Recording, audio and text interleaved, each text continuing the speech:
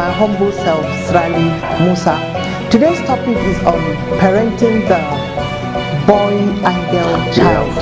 Sanguine, we have choleric, we have a boy child that is going there that has not been trained. Their parents are maybe you had a marriage, then there should be a limitation and boundary. You are not to interfere into their home again. I can't say you should not still be a mother because they will still need you forever. You must be praying for them very well. But that one should be an intercession. When it talks about we are of different parts.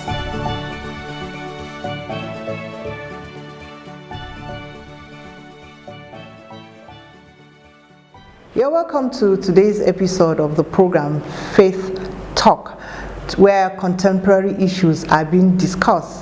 Today with me I have two great people that will shed light on this particular topic that I want us to talk about. On my right I have Pastor Love Mekano. You're very welcome to the program, ma. Thank you very much for having me. And on my left I have Pastor Felix Eje. Thank you. I'm my humble self, Srali Musa.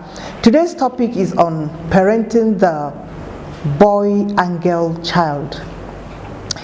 If we look at it very well, we find out that along the line while we're parenting these two individuals, we tend to make some mistakes here and there, which is affecting the society as a whole.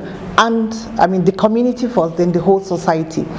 Most times we give the boy child privileges that later affect him when he becomes a man. And the girl is being asked to handle issues and take mistakes that the boy make. There is a boy child that is going there that has not been trained to control his emotion, to control his manhood, to zip up. He has not been trained to do that. We train the boy to absorb emotion. We don't train the boy to control emotion. But we tell the girl to take everything. If the boy wants to cry, they will say, absorb, absorb, you're a man, you're a man. But nobody tells him when your manhood is misbehaving, you should zip up. We just throw him on the streets and let the girl take the blame for his mess up. I'm going to start today with a man that is coming from a boy child. Sir, I want us to talk about this issue that's eating into our society. Okay, once again I want to appreciate you for having me. And this topic is very, very important. And as far as I'm concerned, it's what we must talk about. We can't run away from it. The consequence of our actions in the past, or let's say our parents, is what we are facing today. Because some of our parents have missed it. And if we truly want to say they have missed it, then we ought to do the right thing. Just as it's rightly put here, I won't say it's completely out of place to maybe give more attention, especially on how to bring yourself up to the girl child. The Bible says the woman is a weaker vessel. And if you read the Bible very well, in 1 Corinthians, when it talks about we are of different parts that makes up the body of Christ, I see it also as a family, as a society, we have different parts. And each part is very important. He said, can the eye say I'm better than the nose? No. Can the nose say I'm better than the eye? No. He said, if all the body is the eye, where then is the hearing? But the Bible went on to say that God gives, special preference to those things that look, comely, those ones that look, very fragile. He gives special attention. If you notice, I think the problem is we don't do it proportionally. And we do it, we overdo things. If not, giving a girl child more attention for her to know the rudiments of how the home is run is a good thing.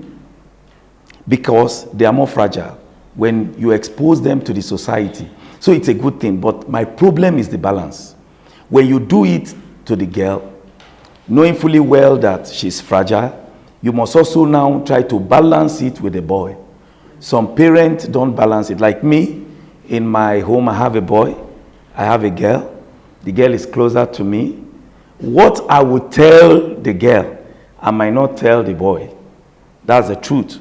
But when it comes to general upbringing, there are things we tell them together. My girl is she's going to be 10 by September, but she knows already that she cannot stay in a room with a boy, whether it's my brother or my brother-in-law. She already knows that. It's a training with, do you know that even in our car, when she sits behind and there's a boy coming in, she will not want to. She would rather want to sit with the mother. Those are the attention we give to them. So it's not out of place. But while you do that, you will also look for what you will do for the boy also. It's a training that must be balanced. Proverbs 22:6 says, train up a child in the way. You know, funny enough, he never said train up a child in the way of the Lord. In the way you want him to go. In the way you want her to go. So that when he's old, he will tell you, my father said. Today, I am very happy seeing my daughter growing. My boy is going to be a teenager. Come September, both of them are in September. We're born in September. Now, the things I have instilled in my boy is different from what I've instilled in my girl. That's the truth. Our making is not the same. It's not the same. So maybe I just want to, parents should know where to strike the balance. What you use to train the boy might not be what you will use to train the girl. There's something you just said, sir, that caught my attention. You said if you have trained your girl not to sit in the company of boys. I have a problem with that. Okay.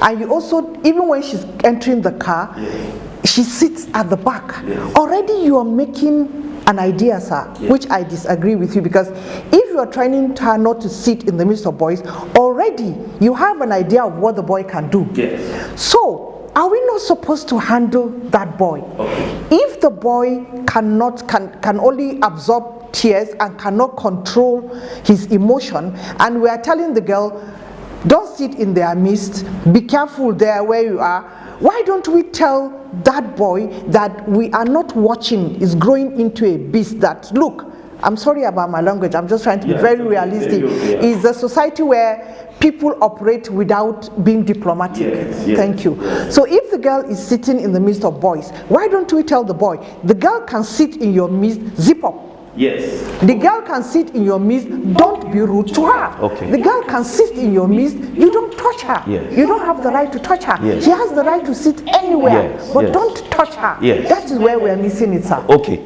I think I want to make some clarifications here. In this life, we make a lot of costly assumptions, and the consequence might live with us forever.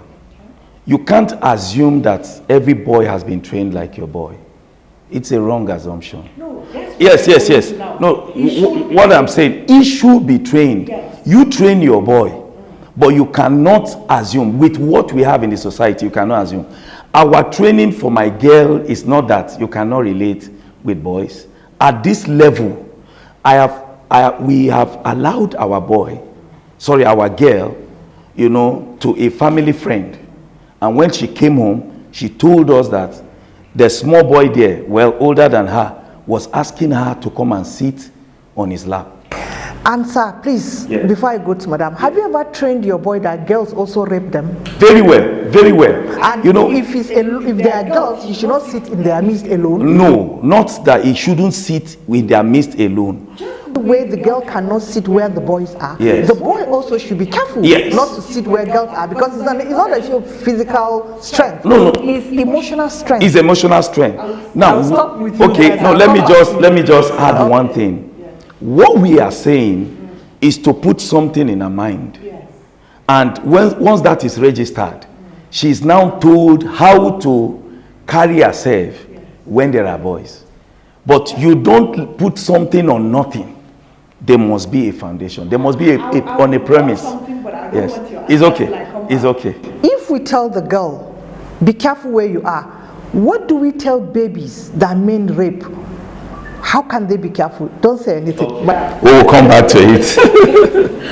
Thank you very much. This topic is a very, very sensitive and very crucial topic. Yeah.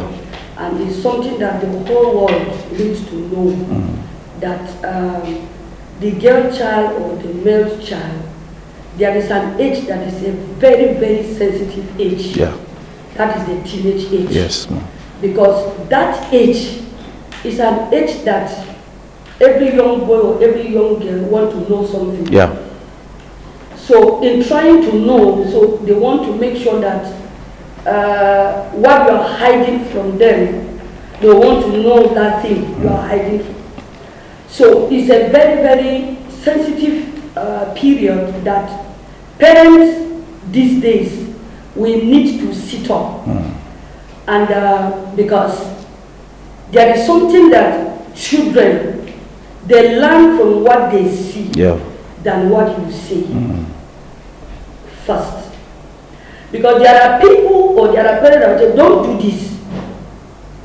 They themselves, their lifestyle in the home does not correspond to what they are saying. Yeah. So the first and foremost thing is that for a parent, the life of a father and a mother in the home matters a lot. Your communication with your husband or your wife, your relationship, your behaviors in the home, it speaks volume. So there are foundational things that children grow up with. They grow up to see how their parents are living. It enters into their subconscious. They grow up to know what the father loves, what the father does not love. They grow up to see what the mother does and what she doesn't do. They grow up to see the timing the father comes back home. And then they grow up to see what the mother does. She goes out, what time does she come back? They grow up to see whether the wife respects, the father or not. They grow up, I have a family. The children grow, they have about 6 children. Now, from the first child to the last child, these people have been fighting. Now, we parents, where we live matters. You see, a father and a mother are living in 2 rooms. And in these 2 rooms, the children are all living with them. You could understand that there will be no time, or there are so many things that will happen between the father and the mother that the children will see. Whether you like it or not, you might not even know when they see what you are doing in the night. You get what I'm saying? So, and there are times again, the atmosphere the parents give to these children matters a lot. Because the atmosphere you created from the family is either a conducive atmosphere to learn, or an atmosphere or a violent atmosphere. So there are so many things that constitute these children in their growing. They learn so many things. Now, myself and my husband, we grew up to understand that whatever our children sees us doing, they might not talk, but it grows up in their mind. Yes. It grows up in their mind. So I want us to set up a foundation that before we talk about telling this boy, don't do this, don't do that, you girl, don't do this, don't do that, we must be able to set up an atmosphere in our family, a conducive atmosphere to learn. There are some families that are spiritual, there are some families that are not spiritual. So the atmosphere that is set up in the family will be able to help this girl child. There are some people that the atmosphere they find themselves in the family does not give them opportunity to even ask any question. They prefer to ask questions outside. There are some of them, they have so many things in their mind, they grow up to see their parents doing. They can't confront them, they can't challenge them, but they will go out there and talk to other people. And maybe there are some certain things they want to understand. They don't have the opportunity to ask their father or their mother. Why? Because the atmosphere is not conducive. Yeah. So if we create a good atmosphere for these children, they grow up without you saying, do this or don't do this. They've already understand and they see the life you live as a father, they see the life you live as a mother. It will guide them. Yeah. Before coming to tell them, don't do this, don't do that. That's true.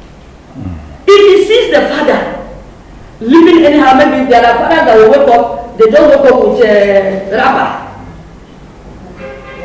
Yes, they don't tie wrapper and they are just moving around. They will move out, they live everywhere, you know, like that. So the poor child might grow to discover that I saw my father doing this. Yes. This is the way he used to live in the house. Whether there's one baba like that around my area, he will stand outside the street. You will see him one short knicker like this, one short knicker boxer. So what do you expect the boy child? What will he learn from that? You understand? So he grew up with that thing, and he wouldn't know how it will affect the environment, the society you are living in. The mother also will grow up in the house. She's just tying anything anyhow. She does not dress well, and then the girl is looking at the way she dresses. You understand? So before we go, I know there are other things that we're going to talk about. So I just want us to establish this foundation that look as parents, the atmosphere we create for the girl child and the boy child matters a lot. It's okay. The topic we are talking about still on parenting the boy child and the girl child. Sir? Yes. We were talking about, we'll come back to what she's saying, foundation. At least she has laid the foundation. The kids are adventurous. So whatever daddy does, boy will pick it up. Whatever mommy does, the boy will pick it up. And there is this in psychology belief that the girl is close to her father, and so we tend to have a way we relate with them. And sometimes we don't get too careful doing that. There are situations where you find out that most time girls are being blamed for any mess up the boy does. If the boy misbehaves, now I'm still on abuse, because it's eating deep. Every day you get to hear this has happened in this community, this has happened in this community. The girl is being defiled in a lot of ways, and when she comes back home they'll ask her, if people get to know she's been defiled, they'll say, how did she dress? She must have dressed indecently. I'm not supporting indecent dressing, but because I dress indecently does not give you the audacity to rape me. It's her fault. Which pathway did she take? She must have been on a lonely pathway and all that. Yes, our girl should be cautioned, but just because she was there, she is not in an advantage situation. Why should an untrained boy touch her? Nobody asks, why did he do that? You shouldn't do that. No. If the girl child did not dress properly as a teenager and the boy happened to take advantage of that, what about the baby in her pampers that an adult will rape? 6 months. It starts from the foundation. Whatever he picks, there must be something. He has not been taught to control himself. As a man, how do you take that? Okay, I still maintain what I started with. In the Bible, there are generic instructions for every one of us. And when you look at the Bible carefully again, there are specific instructions. In Ephesians, when the Bible began to address the matter of family, it started by general, submit yourself one to another. He now went to give the women their own instruction, the men their instruction. In 1 Peter chapter 3, you will see clearly what the man should do, what the women should do. But when we think instruction should be given, the same for everybody, is not so. There are specific instructions, there are generic. Generic is what you tell your family. Just as she said, the basic foundation is what you do. Your children is a reflection of you. I can see a child and tell how the parent is. The children are just an extension of their parent. I went to one school and I saw that what your child does, it tells us, even while we are not with you, it tells us how you are. A man that is a bully, the child will begin to do that in school, whether he's a girl or is a male. Somehow, the character of a man, mostly the man. People think it's even women. That's why when people think the wife is responsible for training a child, I don't even agree. The testicle that a man has testify against him. You will discover that what you do and your child does not even know, unconsciously begin to work. If you want your child to be good, you be that good person. In Romans chapter 10 from verse 12, he said, be ye imitators of me, even as I am. So we want our child to be good. We correct them, we beat them, we do this, but we are not good. So that is a good foundation. Be the person you want your child to be. But while you are doing that, we must give specific instructions to a child that is a male, to a child that is a female, especially when they begin to reach the teenagehood, and whether you don't tell them, they will look for the information.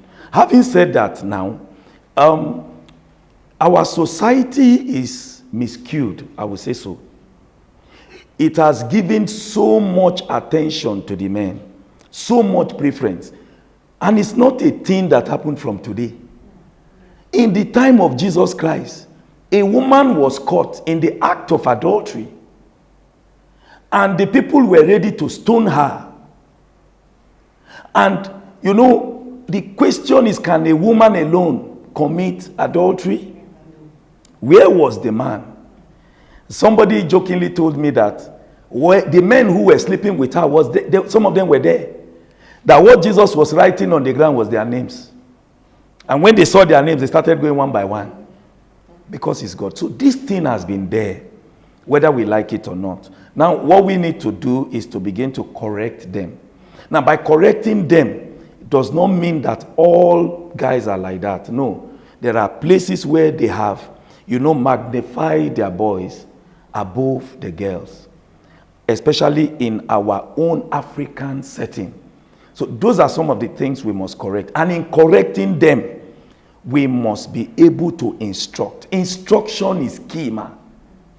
Instruction. Psalms chapter 119, verse 9, he said, how can a young man keep his way? That was the question. And he said, thy word I have hid in my heart, that I might not sin against thee. But the question was still asked in Romans chapter 10, verse 12. How will they know if nobody has taught them? How can they even teach another if they have not been instructed? The question is instruction. The parents are not instructing their children. And because of the society we find ourselves in, most of the activities are left in the hand of men. Men feel their primary responsibility is to go out and look for food. But I tell my fellow men that is not your primary responsibility. Your primary responsibility is to train your children, to train your family. In Genesis chapter 18 verse 19, God said, I know Abraham, he will command his children after himself. If you fail at home and you are successful in business, you are a failure. And the devil knows that. He sent the men to go and pursue money. He leaves the family. When he has gotten the money, he comes back, there's no family there again. And that's why we are having this problem. They now blame the girl child. The girl child is not to be blamed. If you don't have somebody who goes after her, if she say, okay, yes, in as much as we don't encourage nudity and the rest, if nobody comes, nothing will happen. So I am an advocate that the girl child should be told what she should do and the boy child should be told what to do. There are things the girl child tried to, because of civilization, do, and it exposes her. That's the truth.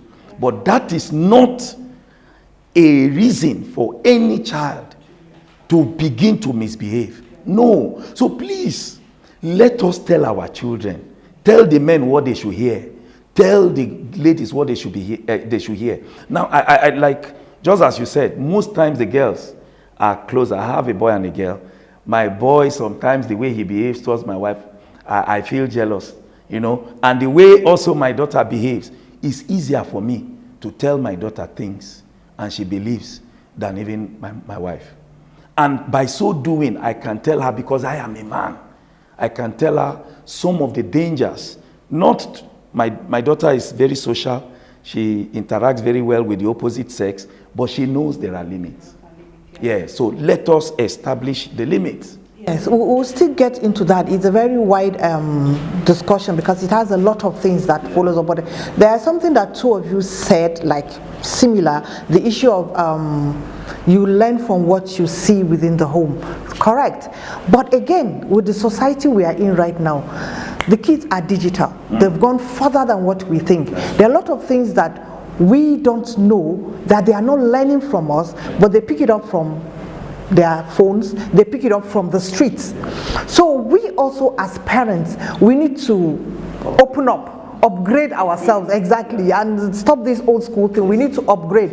If we don't upgrade, they've gone ahead of us. So sometimes when you talk, they just look at you. They say, this one doesn't even know what we are saying. Sometimes you advise them on things, and then you wake up, you say, is this really my child? Because he's not being like you.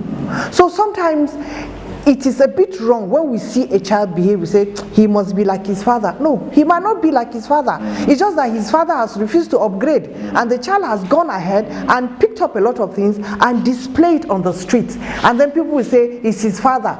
So we need to upgrade to catch up. These kids have gone really far. Really, really far. This topic is wide. We will continue. But right now, we have to round up this episode. Next episode, we are going to take on several other issues. We might not round it up, but definitely we'll touch areas where parents need to know. It will help the society, it will help our community, it will help ourselves too. So thank you very much for being with me on this episode. Next episode, we will still be together again to talk further on this issue. We've not touched about domestic activities and other things that the boy child has been taken away from because he's seen as the king. But with the king, there must be a queen too. So we'll get there. Thank you very much.